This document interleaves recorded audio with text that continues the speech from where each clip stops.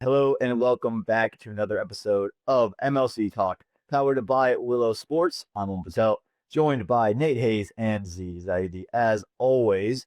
Now, right now, Nate and Z probably have the coolest backdrops that we've had all year long. They are still in Grand Prairie post the final, that unbelievable final that took place. Well, all three of us were there, and we thought, why not do something extra special? So enjoy this part of our show. Welcome back to MLC Talk, powered by Willow Sports, and it's the grand finale, so we said, why not get under the arches, because we truly are the champions. You saw us on Riverside, but you saw us here now, and yes, we are the champions. We're at Grand Prairie, and we got to see all this live and in person, and we got to jump straight into this final, because this was the best final of the 3 seasons, no doubt about it. We'll get to all the drama. Let's start in the first innings. Most people would have said, looking at scorecard, Monank, Patel, Quinton, Kock, what a great start. Z, did you share that same thought? I gotta say, I was talking to Nate in the press room, and I personally thought the start was a little slow. Okay. Right? The power play, they didn't lose any wickets, but I think they got, 58 runs off the power play? And I thought, maybe wrongly, I thought that par was going to be closer to 200, and I felt that at the time, I felt like they were a little slow and they accelerated a little too late. I mean, I guess I might have been proven wrong, but Nate, I don't know. Did you feel like it was? I felt like in order for them to feel comfortable, they had to get to 215. Yeah. After I saw that power play. And what tipped it off to me was Maxwell bowling in the power play. When you have a spinner in the power play, usually you want to see the ball doing something. And it wasn't. It was kind of, honestly, it was on a tee for the batters when he was in there early on. And I thought, okay, this is a 200, 210 wicket. And I felt a little differently to you guys. I actually really like the power play from my New York. And I only say that because all year their Achilles here has been their batting depth. They haven't really been able to count on too many people down the order to provide serious contributions. And I thought as long as one of Monank and Quinton Kock are batting well, they're going to have a chance because Nicholas Poole and Pollard are in good nick. And I thought Quinton Kock played beautifully today. He'd been kind of, short of runs in the back half of the season. Started great in Oakland, was great to start here in Grand Prairie, but lost all touch in Lauderhill and hadn't really found those same runs to have another half century, a second half century in a final, this time with MI New York. He was brilliant to have alongside Mile. It was big. If you look back to the press conference yesterday where the 2 captains and the 2 head coaches each had press conference, says Mark Boucher was asked about Quinton, and he said, look, yeah, he's had a rough tournament, but I know Quinny, he's a big-time player, and he said, I'm expecting a very big innings out of Quinny tomorrow. I think he's due. And he delivered, right? He was 77 off 46, 10 boundaries, right? Also, like Monank, he started a little slow, but then he got into it, and he was whacking them around. And I think a big part of why they won was he got them to a solid place, because after him, there was no big total that anyone put up.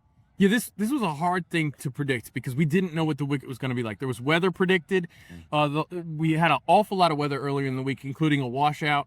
And so it was, are we going to see the wicket like the first leg in Texas, or are we going to see it like it's been in the last few days? I think it was a great wicket for the most part. But yeah, Quinton Kock made it look extra good too. He did. And for me, then I started to get to the point where I thought 200 was going to be par, right? Because of the fact that they were batting so well and they're batting so nicely that they should have gone up to 200. And Saram Netravalkar's wicket that was of Nicholas Poole. To me, that was a turning point in the game because you saw Paulie walks in, 3 balls later, has to walk back. Quinton Kock right after that goes. Lockie Ferguson was brilliant there, Z, in his second game back for the Washington Freedom. Yeah, I mean, Lockie is someone who was such a factor last year for the Freedom, and they really hurt not having him this year. And he, I know from a couple of people, was so bummed about being injured. He loves this tournament. He wanted to play. So it was great to see him back. And I mean, he was their best bowler today by far, right? 3 wickets, 4 for 21, the lowest economy of anyone. And he was great, right? Now, but, we have more to talk about with the Washington bowling attack. Before we do, though, there's a couple of knocks I think we just want to acknowledge. Yeah. One, Tajinder came in It was a bit of a cameo, but he did his thing, right? He did what he needed to, which is off drive. that Really? off drive. Yeah. 2 4s in a row. He started off hot. He started off so real hot. Yeah. And he picked, and those boundaries, I think, picked MI up from a tough spot, right? Yeah, I think we've talked a lot about the versatility of the Washington bowling attack and how they have matchup answers. And today we saw the versatility of the MI New York batting order. Yeah. Jinder coming in at number 3. I don't think anyone had that on their on their bingo card. But at that point in the innings, it made a lot of sense. Yeah. So I like when a team plays the situation more than a strict order. Right. And today, MI New York showed that they have the ability to do that, and they're thinking that way. And you brought up big knocks. The other one, Kunwarjeet. Singh, my God. Yeah. Right? I mean, he, again, 3 boundaries, he's striking at 170, right? 22 off 13. But it was especially towards the end, right? Yeah. He's the one who got them to 180. Yeah. Right? And on this wicket, on this day, right, they could have ended up in the mid 160s, right? Yeah. They could be in the mid 160s, and like then it would have been a totally different match altogether. Yeah. Right? No, honestly, his knock, you can't overemphasize how important it was. It was probably the most important aside from Quinton to Cox, because you had Kieran Pollard get out for a duck, which was humongous for Washington. Oh my gosh! After Quinton de Cox scores 70 plus on you, and you need something like that, and that breakthrough happened, getting Pollard out. Interestingly enough, Aaman, I know you're going to talk about this. Interestingly enough, we didn't see an awful lot of Ian Holland today. Yeah, I think that was the mistake for me with Washington Freedom. Ian Holland pulled 2 overs for 14 runs and took a wicket. Took the big wicket up to Jinder Singh. Yep. He showed the plan. It was going to be slower, back of the hand, and they weren't taking him to the boundary rope. One of his overs went for 4 runs. He was brilliant in this game, and they kept trying to feed Glenn Maxwell the ball, and I get it. He's proven, he's patented, he's the big show for a reason. But I feel he was underutilized the entirety of the year. Yeah. If he bowls his quota every single game, we're talking about him in the Bart King Award winning conversation. And that's not an hyperbole. What he did in Oakland on day 1, 4-wicket haul against the Unicorns on a track that was made for the batters. Came back to Dallas, took 3 wickets. Then went to Lauderhill and didn't bowl on those tracks that were made for him. Yeah. Made for him. Yeah. And that trend, I think, cost them hugely in that first innings. It didn't look like it did, but they could have easily had them under 160. 100%. To me, it's kind of crazy. Like there aren't many guys in the league who can bowl in any conditions, and I feel like Ian Holland's one of the guys that you can put him in any condition. Absolutely. Well, that's the first innings wrapped up. Washington, how did that go for them trying to chase a total down? Well, we've seen a lot of action for sure tonight, and plenty of fun happening all around us, deservedly so. The MLC crew and staff have been brilliant. We'll talk about them in a second, but they've made this tournament so good, and we couldn't think of a better group of people to make it happen. For Washington Freedom, they were hoping their group of batters were going to get it done to get them to be back-to-back champions, but there was a break slammed on them immediately by one Trent Boult. Oh, man, I think he's one of those guys I mentioned before. There aren't many bowlers who can bowl in any conditions. You're going to put Trent Boult in the 11. I don't care where you're playing in the world. He's the most dominant bowler in Major League Cricket history so far. 3 years running, he's been absolutely fantastic, and he got them off to a great start. He had 2 big wickets in the first over, right? 4 ducks, right? He gets Mitch Owen for a golden duck, right? Andres comes in, he gets him a few balls later for 4. I mean, it was a masterclass, right, from Trent Boult on how to open. And we were talking in between the innings about like what is MI's best way to come back and win this. It's like Trent strikes early. Yeah. And Trent struck early. That is exactly what he did. And at that point they were 0 runs for 2 wickets. Yeah. And I happened to be walking right past Patrick Farhart from Washington, and so I struck up a conversation at exactly the worst time. But I said, hey, this is Nate, you find a habit of doing that. Yeah, exactly. I said, hey, this is a tough hole you're in here, and he was like, oh, we just have to bat. We just got to, we'll climb out of it. We'll climb out of it. He was very confident they did, and boy, did they ever. They came close. to the end, right at the end, but they climbed out of it like in a big way really fast. But first, we got to talk about that catch by Pollard. Oh man, when we see this catch, and again, I think you have to watch it 3 or 4 times to really understand how impressive of a catch it was. Insane. He's really coming from the 30-yard circle, probably right just behind us as we speak. He's run probably 25 yards back, tracked it down. He's caught it off 4 bounces off his body. He's nearly pulled a hammy while he slides trying to reach backward. And this is all while he's played past his 700th career T20. He's special. We know that. And that catch was another example of it. And the celebration, deservedly so, roaring to the bench right there, right over the arches. And you knew that MI New York had a different flavor about them that night. I was right there. I was right there where that catch was. Yeah. And when it happened, and I didn't think he was going to get to the ball. Yeah. And he did. And the juggling, it was just, everyone standing there, and I won a good game. So I'm thinking, no runs for 2 is bad. Is a bad thing. But I'm also impressed by what I just saw. Yeah, that was vintage Chiron. And it was unbelievable. I was walking by the MI suites when that happened. It was like an eruption, right? Yeah. But they were down. So they were down. You're 2 wickets early, and then one Rachin Ravindra had the knock of his tournament. We were waiting for him, weren't we, all season long? It's the first match. We all thought he was going to go big, and then he scored 40, match 1. Yeah. And then after that, you're like, okay, where is Russian? Where is he going to come in? When is he going to be that guy? And tonight he was, and it's in a game in an era where it's all about wow factor and pizzazz and being just out of the box and unordinary. This guy is extraordinary at being classical. Everything is from the textbook, and sometimes it's just so beautiful to watch a left-handed opener in T20 cricket playing that lofted cover drive over extra. A phenomenal innings from Rachin, and we talked about it all early in the season, how he looked like incredible form in the very first game. Well, he looked amazing tonight, and that partnership was humongous for Washington. 84-run partnership between him and Jack Edwards. Who would have thought Jack Edwards would be in the middle with no runs on the board? But he was, and he did a phenomenal job. His intent was clear early on when he punished the bowlers for any mistakes they made. I felt like Washington had the right attitude. Honestly, Jack Edwards' attitude, to me, he's such a stoic guy. Yeah. He was the man for the situation. He was the man for this situation. And I mean, just hats off to Rachin for stepping up, right? He opened and he took it into the 16th over, right? Hats off. I shouldn't have done that. I'm not wearing my hat. Into the 16th over, he took him to 130, right? Yeah. He took him as far as he could. Rashil, we'll talk about Rashil later, but Rashil took his wicket in a very, very intelligent way. Yeah. We'll get to that later because even he talked about it in the press conference. But, Rachin did all that could have been expected of him in this game. And after him, right, there was no ugly outs. Everyone had decent knocks. Yeah. And we thought Washington was not only back in it, but in control for a big part of it. Not only did we think that Washington was back in control, New York thought it. Yeah. I spoke Clearly. to Rashil Ugarkar after the game. Yeah. And I said, was there a point where you guys felt that this was drifting away? He said, the first 10 overs after Boult's first, we thought we were done. Yeah. They thought Washington had cleared them.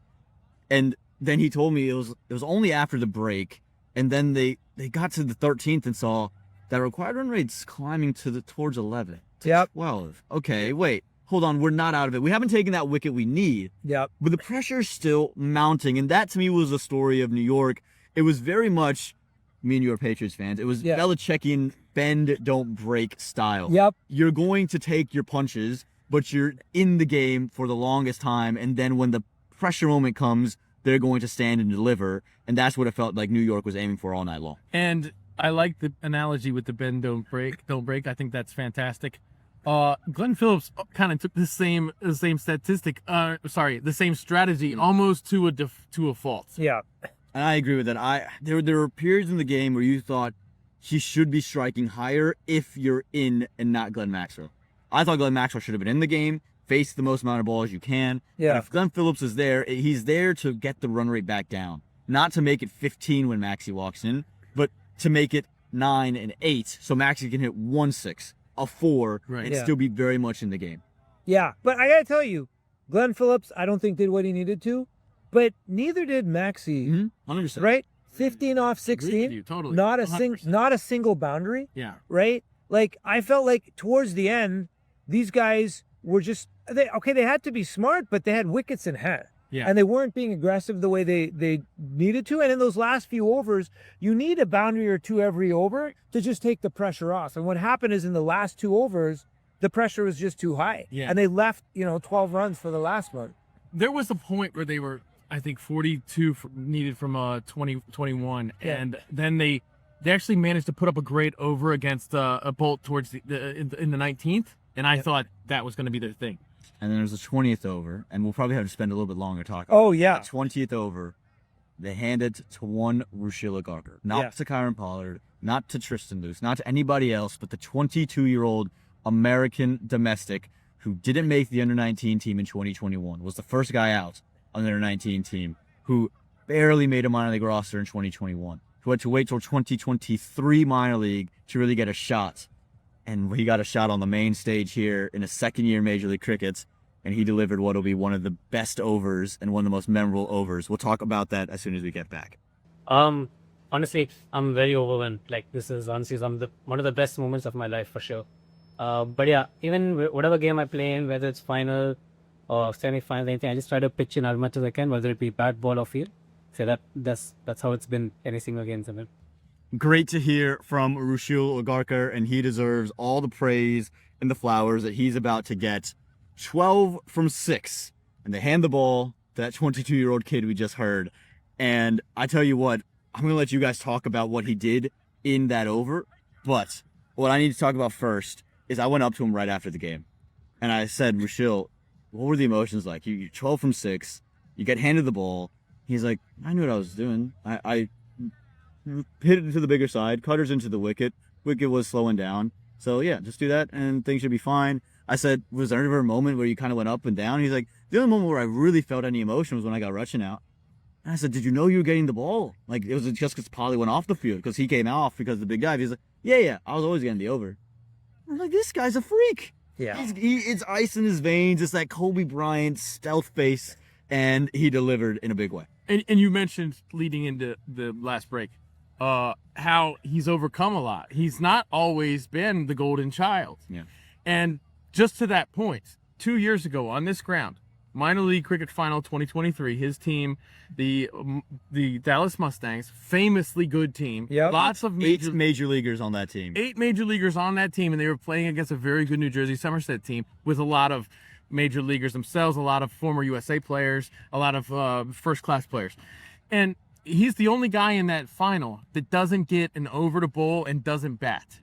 And honestly, before that playoffs season, before the Super 8, he was kind of an average bowler in the scene. And then in the Super 8, he actually had a phenomenal Super Had 8. a fifer and won games to get them into the final. Exactly. He helped them get in the final with a fifer. But in the final, his captain never tossed it to him once. Now, he did end the game with a run-out throw from the deep to get Otto Buddy. Yeah. And he was amped up about that. You could see on his face, finally I did something to help the team.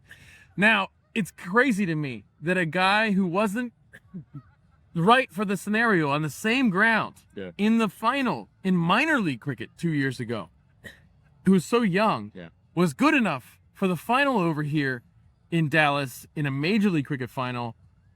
We've called it the Super League final because it's the two champions playing each other. Yeah. To me, that's absolutely fantastic. It goes to show how good Major League and Minor League have done to develop the players here. It goes to show how good of a talent Rashil is and how hard he has worked and his mentality.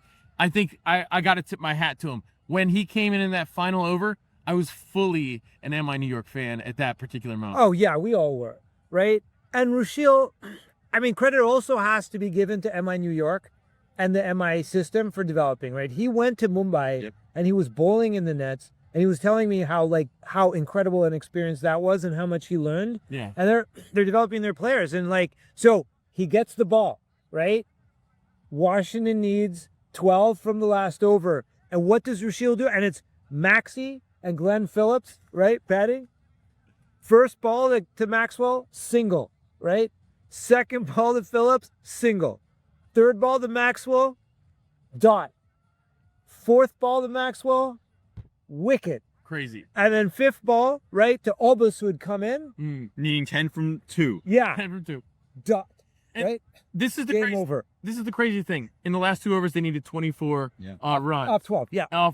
And they scored 12 off a Boult. Yeah. You'll take that any day. Yes. You will take that. I was thinking if they could just get 8, 9 against Rashil. Boult, they got a chance. Yeah, I thought they were going to see him off and go after Rashil. Exactly. And I was so surprised on balls 1 and 2 that they didn't take 2. The Yeah, first me one too. was Yeah. skied. Should have had 2, Yeah. and they just jogged for 1. That's Yep. right. I thought Washington played that situation poorly, Yeah. but credit to Rashil for sticking to his guns. He was brilliant in that, and you could see it from the entire team how much they rallied around that guy.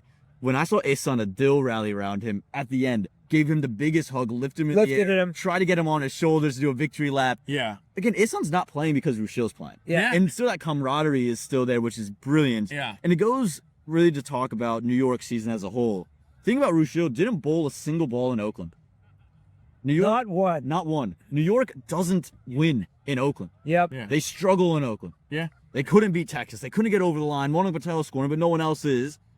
And they win 3 games. And I want to point out, it's not like Hassan Adil was bowling badly. No. No. He actually bowled very well. He's the reason they're here. He's the Yeah. That's what's going to get overlooked. That's It's for right. me a moment of the season. Is 6 balls in Lauderhill is the difference from New York lifting a trophy Yeah. and watching the entirety of the playoffs from home. Absolutely. 6 perfect Yorkers and a final ball Yorker to Andre Russell. Yep. And again, he's bowling to Andre Russell and Jason Holder. That's not easy. Yep. Yeah, it's incredible. I think hats off to Rashil. I think what he showed me in this tournament is, first of all, Aaman, going back to his draft when he got drafted by MI New York. Now, he had just come out of that great Super 8, and it looked like that was the reason he got drafted. And I don't think we thought he was going to get drafted that season. Yep. I think it was a little bit of a surprise. Now, talking to the coaches of MI New York last year, not even this year, last year, they were very impressed with him. They were impressed with his effort. They were impressed with his attention, his attitude, and his fielding. And I thought this is great for him. This is great for him. They're going to keep him and they're going to develop him, and they certainly did. But what impressed me the most about him is his ability to bowl different ways. We saw, he talked about the other day, he talked about how there was dust on the wicket, and then now they're going to have to change the way that they're bowling, and he goes seam up, in the right situations, things like that. And he was just as good seam up as he was with the scramble seam, with the slower deliveries, with the cutters. The fact that he could change that tactic at just at the mention from the captain, secured his spot in the team, and I think it just shows how good he is. See, he was incredible, but this New York team as a whole, what a journey they went on to get here. My gosh, they won 3 games in the group stages. Let that sink in for a second. Yeah. Not just a losing record, but an ugly losing record. 30%. Right? 30% And win the win championship. percentage. And then, but this is MI for you, not just here, but around the world. They're one team at the group stages. Yeah. And come playoff time, I mean, they squeaked in as the number 4 team. Yeah. They like if LA had beaten them, there was a million ways they could have not squeaked in. And what do? They come here, they beat the number 3 team, they beat the number 2 team, and they beat the number 1 team. Like, who can argue with them being champions? Yeah, I don't think you can. And it's a carbon copy of the first season, except for, this season there were more games. And you say carbon copy of the first season, it, to me, was more depth amongst New York. First season was DeWald Brevis and Nicky Putin finally scoring runs. Yeah. That backdrop is going to fall, fellas. 3, 2, 1. One. Bang. That's We've got the some second wind. time. It's That's the second time. time Didn't catch this it the happened. first. But the ball dropped on MI New York when they got to Lauderhill, and they said, we need to fix this. They went for a shopping spree, and now they're going to be selecting some jewelry, some championship rings. They're your 2025 champions through all of it. Well, we've had the season. Let's talk about the guys who won some hardware, not just the champions, but the guys who performed all across the park. We'll start with the MVP. It went to Mitch Owen. Now, you guys agreed. You guys feel there's other guys that should have been there instead of him. Well, I knew he had to be a front runner. Sure. We talked about it a lot leading up to this, that he had to be in the conversation. And I'm not upset that he won it at all. Yeah. I think I would have voted for Faf. Okay. Because Faf played probably the best cricket of his life in this tournament. He was amazing in the field. He was a tremendous captain. I don't think they consider captaincy when they talk about who the MVP is, but his batting alone to me. Now, they lost every toss. They had to bat at the worst time in every innings, and he won them several games.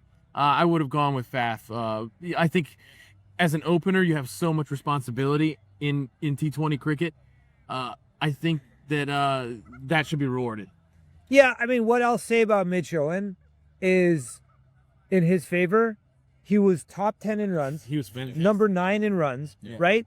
Almost at a 200 strike rate, right? And he was number 6 in wickets taken. Yeah. Right? Yeah. And he was the only one that high on both lists, right? Yes, so true. this is like the consummate all-rounder. Agreed. We know he came off like a period where he played a little controversially both in the PSL and left for the IPL, right? He's a seasoned player, like he delivers, and he delivered for the Freedom. So it's hard to argue with that pick, although I agree Faf was definitely in the running. Yeah, I don't mind that at all. For me, Mitch Owen, he was the golden arm for this Freedom team that had the best regular season. They won 8 games. You know, they lost 3 games all year and only 2 in the regular season. And I sit there and I look at it and I remember going back, anytime he comes into the bowl, there's a wicket falling. When they can't do anything, it feels like, oh, where are they going to get it? This guy who didn't bowl maybe 1 or 2 overs in the entirety of the BBL. See him, my man. Just got everyone walking around. I got to say hi to the DJ. And Mitch Owen, he probably was a DJ spinning tracks around. But, I mean, he bowled 2 overs in the BBL.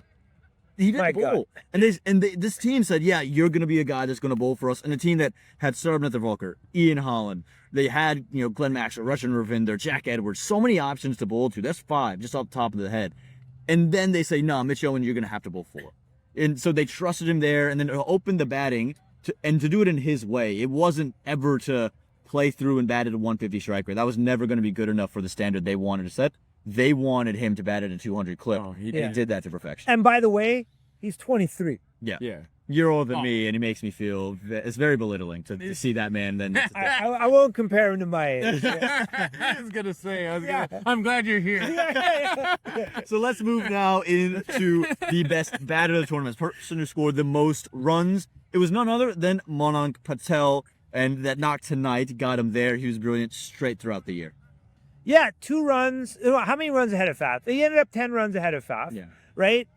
I had more games to do it in. Yep. But it's still an accomplishment. Mm-hmm. I said to Monank in the press conference, like, we've been watching you for years, and we know you're good. But in the past few months, you've been playing the cricket of your life, right? In the Tri-Series down in Florida, and this tournament, he's really stepped it up. And from all accounts, I talked to people, he's just been working hard for the last year, even after the World Cup. So, he deserves this sort of performance. And Nate, he was also the Bart King Award winner. So first domestic to lead the league in runs, and also wins the Domestic Player of the Year. Yeah, and last season we saw Hassan Khan obviously get that, and I think that was kind of a hint at who would win the MVP. I think Owen, if you're thinking, okay, best all-rounder is going to get something, he got the MVP. Now this year it was a Monank. Now I think obviously going to the finals and performing in the finals really went a long way for that award. Sure. But who else is in the discussion? I think maybe who do you think is in the Shubham Rajani right up there. Yeah. Shubham Rajani, but I think in the last couple games Monank made it indisputable. 100%. It was clear cut, really. I was really glad that I ended up giving him the Holy Toledo call in Oakland as well. That's cool awesome. Moment. For his runs, he had so many great shots. And like you said, playing some great cricket. They started him at number 4. They pushed him to open, and it was a great decision for them. Let's move to the... you got something. I was just going to say, the one thing I'll say about Monank, which I say about Amdu's House a lot, which is, between the two of them, they are our 2 USA batters who can both slog and hit with finesse. Sure. And with Monank, not only did he lead the league in runs, he destroyed everyone else in the number of 4s he hit, right? And for me, 4s is just that's an indicator of that, right? Sure. Finesse, shot placement, right? And Monank was painting the fields. You saw some of his distributions. Yeah. It was even all the way around. And he even started to play some scoops and stuff. And you said on commentary, this is not Monank Patel that you'd come to know. He's very classical, but he's added this T20 element to his game. It's great to see him continue to evolve, to your point about how he's continued to work and work and work. My favorite shots the uppercuts. No, I yeah, love he was those. brilliant I love. on He was those as well. fantastic at those. Yeah. Someone who didn't get uppercut a lot this season, Xavier Bartlett led the league in wickets, was accepted by Corey Anderson that award. This is another young guy who took the league by storm. His first year in the league, coming in for really Pat Cummins, if you will. Yeah. And he was brilliant. It was unreal. He was kind of the second Mitchell Owen, except for Yeah. better bowler, I think, Yeah. in my mind. Mitchell Owen might not ever have these numbers again as a bowler, but Bartlett is more of a bowler. Fantastic, great batting from him too. Yeah. He was phenomenal. I think if Harsh Ralph hadn't gotten hurt, I think Harsh Ralph was taking that 100%. wicket award. Yeah. He was amazing in this tournament. Yep. But you know, it was a lot of fun watching Bartlett. Yeah, and another young gun, right? And he had an undefeated 59. Like, I think Yeah. batting higher more regularly, he could have done a lot more damage, right? But his wicket taking was clutch, and the kid is so confident, right? You toss him the ball, and it's like lights out. And he's phenomenal. The 5 he took against the Washington Freedom right here on this Unreal. wicket. Got the ball to move, slowed it down. He had all the tools in the tool shed. And just more about him. Going into the tournament, we talked about the depth of this San Francisco Unicorns team, especially their batting. I don't know how much we thought about Xavier Bartlett in that equation. I don't know how much we considered him as you know, part of that immense depth. Yeah. And finally, a new award this year, the Under 23 award. It went to Rashil Ugarkar, and rightfully so with what he did at the end, but there were plenty of guys in the mix for this. Yeah, I mean, obviously Sanjay Yeah. was a leading candidate, right? Maybe before Rashil's performance today, he might have gotten it. But Sanjay is always in the mix, and he had a great tournament. Yeah, Sanjay was phenomenal, but Rashil today absolutely stole the show. I mean, I don't think you'd perform like this on the final stage and be in the equation and not win it. Yeah. You know, I kind of had him favored anyways going into it, just a nudge ahead of Sanjay. Yeah, I mean, performing in the clutch, and again, the wickets he took, it was Russian, and then the final over. That's what we'll all remember from season 25. 12 from 6, and he defends it against Phillips and Maxwell, and that's are your award winners for 2025. It was an absolute treat to be out there in Grand Prairie. Now, again, Nate and Zee, they're still there. I had to take the flight back. My flight actually was the only one that didn't get canceled. So I'm either lucky or super unlucky. I don't know which way to look at it as of yet, but we were all lucky to be a part of this 2025 season of Major League Cricket. And I think there's a lot of things to take away from the year. So we just want to spend a little bit of time talking about our biggest things that we took away from the season, or just things in general that really stuck with us. Nate, let's start with you. What's something for you that really stood out? We've talked about it already, but the domestics taking a big leap this season, I thought was terrific. The quality of the league this year was better than ever before. The play on the ground, I thought we had amazing games. Almost every game was a close game. I think that it was the best season for Major League by far, in my opinion. It really felt substantial, like a substantial product. Yeah, we completely agree. I think even the final, I think, very indicative of the fact that this probably was the best year. Zee, how about yourself? What's something that really stood out to you, or a big theme and takeaway? You know, Nate talked about the quality of the play, which I agree. The highest quality play we've seen in MLC. But and not many people see this as much or talk about this as much, but I actually am struck by the parity in the league. Now, it doesn't always reflect in the table, but I think in terms of the actual talent that the teams have on their rosters, I felt all season like on any given day, any team could beat any other team. And you saw, towards the end of the season, there were the haves and the have-nots, right? And you had, the LA Knight Riders who seemed to be cellar dwellers, but even they, hit the Unicorns hard in the last game, did, they hit for 200, a high 200 total. You had the Orcas who were, winless, turning it around and having a few big wins.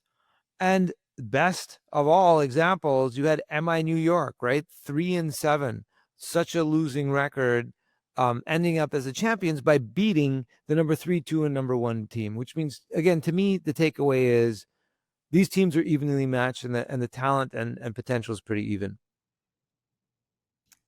I kind of disagree with that to a degree, Z. The games were very close. There was, I think the parity can be chalked up to the format. T20 itself provides a lot of close games.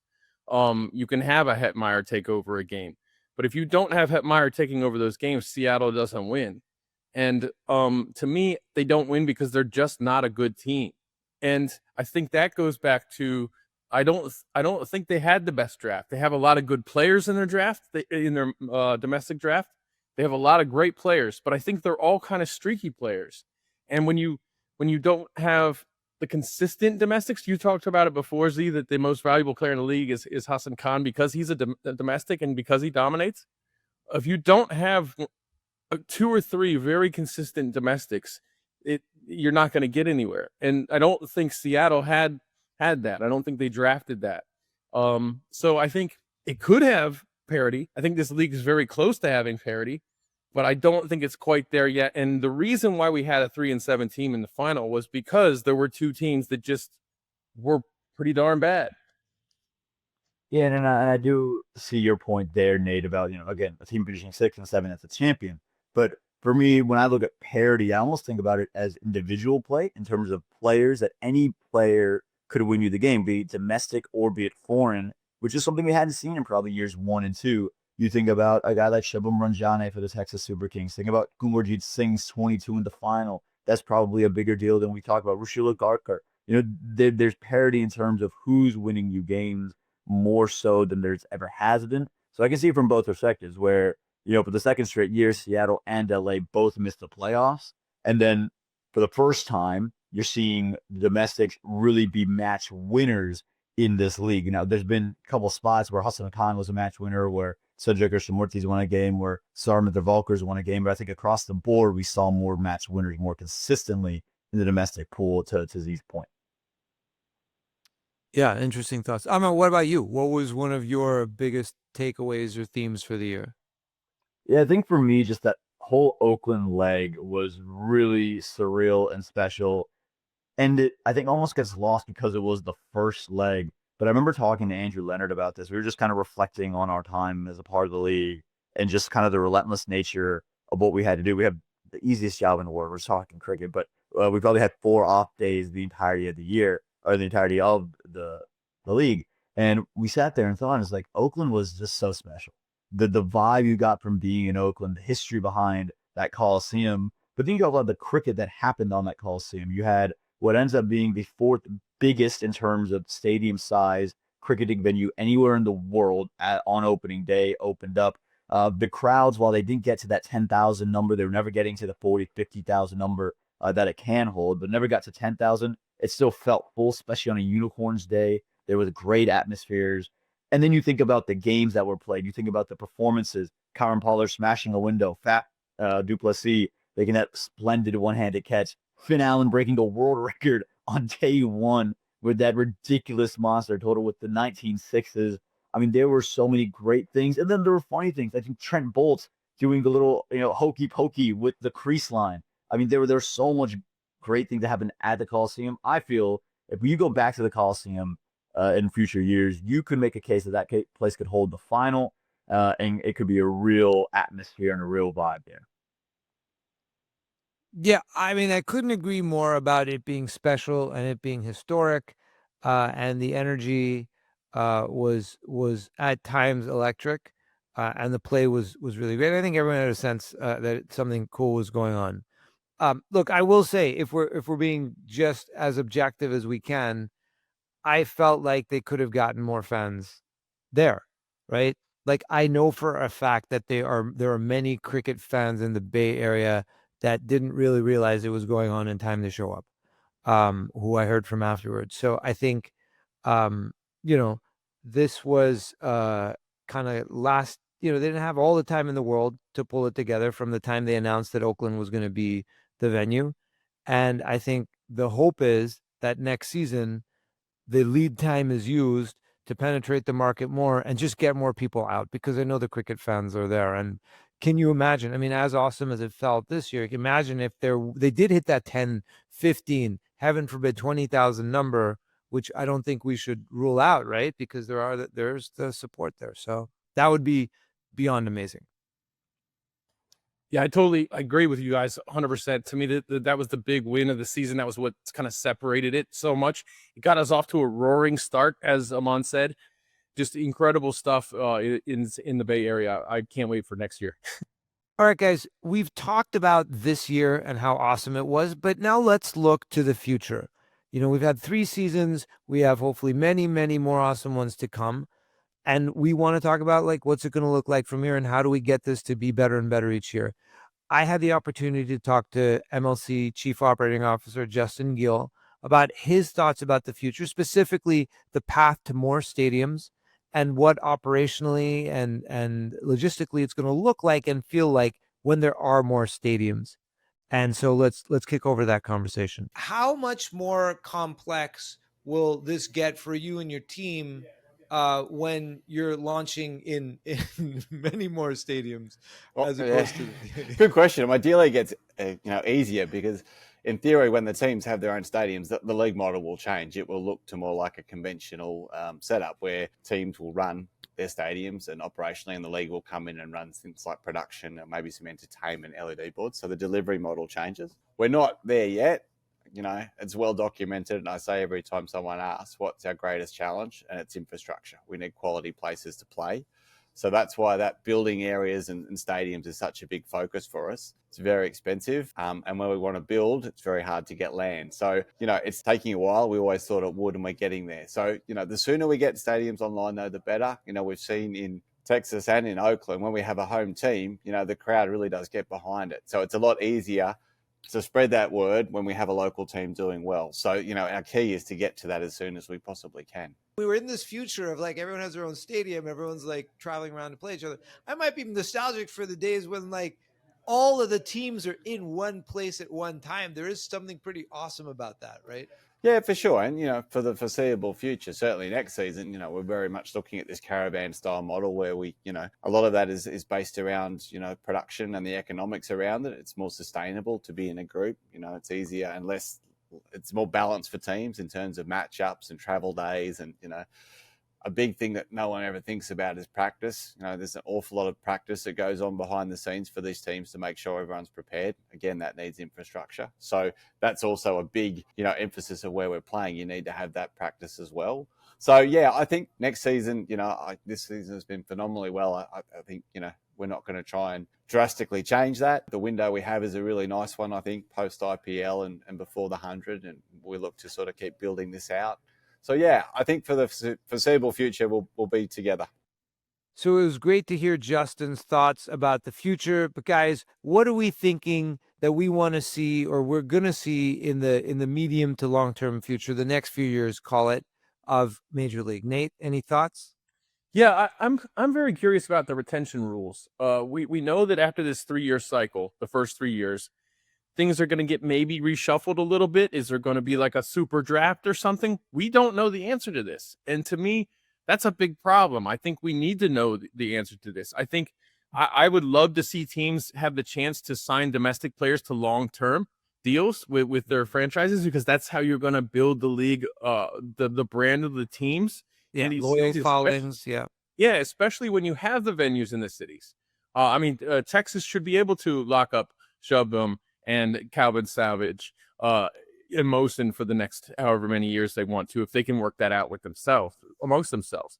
But to me, it's really suspicious that we don't know what these rules are. We don't know what retention is going to be. And it's suspicious because it seems like typical cricket politics, where maybe maybe the teams that have a little more power than the others kind of want to play it by ear and see what happens, and then try to influence the rules being changed for their benefit. Yeah, I mean, it could be that, or it could be, and I don't know what it is, but it just could be they're so overwhelmed with stuff to do they haven't gotten around to it. But who knows, right? But I agree. What I agree with you on is the more clarity there is earlier on, the better it is for everyone, fans, leagues, and players. Yeah, 1,000,000%. I do think there needs to be that level of clarity. I will say, in fairness to the MLC guys, it just came off their season. We know they're kind of a smaller team in and of itself. So hopefully these things kind of come out over the coming months and we get to find this out. I do think that teams should be able to retain as many folks as they want, to be able to sign those long-term deals, not just for building the brand of the league itself, but I also think about the domestic pool, getting more new domestic players in and being able to look at other guys. I feel like if you were just to go and throw everyone back into the draft pool, you're going to, a Ugarkar from this season might go undrafted. He only got drafted this past year because they needed somewhere to go, right? And Adam Khan wouldn't have gotten selected. You're not going to get these young guys getting opportunities to be a part of a major league setup. Even like Gurjit Singh, he probably wouldn't have been in the league if last year it had been just a throwback in kind of rule. So I think just for the expansion of minor league and how minor league's been affecting American cricket, how it's been advancing every cricketer into that stage, I think it gives more cricketers hope when there is that there isn't that super draft, when there are opportunities for me to jump in there. Yeah. And look, the one thing I'll add into the mix here is for this reason, among others, I'm very excited about expansion, because we're going from 6 to 10, then we're going to have like a 66% increase in the number of domestic spots, right? And so we're going to have, and I believe we have the depth of talent in our pool to support that. I think if the expansion happens into Canada, that's exciting also, because it opens up the domestic pool to Canadian players, which there's a lot of very good Canadian players that we'd love to see playing in this league. Now, as far as expansion goes, I would rather see the teams have venues before we move on and get more teams that don't have venues. That's why I would be really sad about Canada as well, because there is a couple of venues there. We've seen it with the GT20. You can expand into that area and then maybe be able to use that space and give yourself another permanent venue for a franchise to take over and run.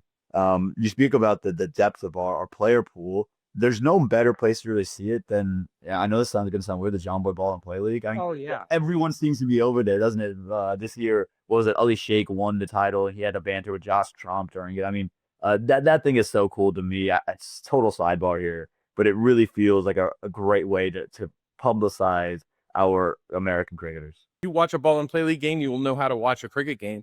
Goes to show, I think, that you can, with this new media, there's a lot of opportunities that aren't really that expensive to work into new audiences. Totally. I mean, bottom line for me, I was there for the first time this year. It was just so much fun. And something that also truly a lot of fun, Zee, I think you're about to get there too, minor league cricket. That's something that we all love, and we're ready to see more of it here in the American circuit. We feel like it's the foundation of everything that is American cricket for us. And it's right around the corner now. Already this year, they've announced when it's going to be. It's going to be similar to last year's schedule. It's going to be starting at the end of August. Well, it's been an insane season, guys. I've loved working with you. We've loved everyone in the audience joining us for these 9 episodes and this whole season of MLC. Nate, Aaman, it's been real.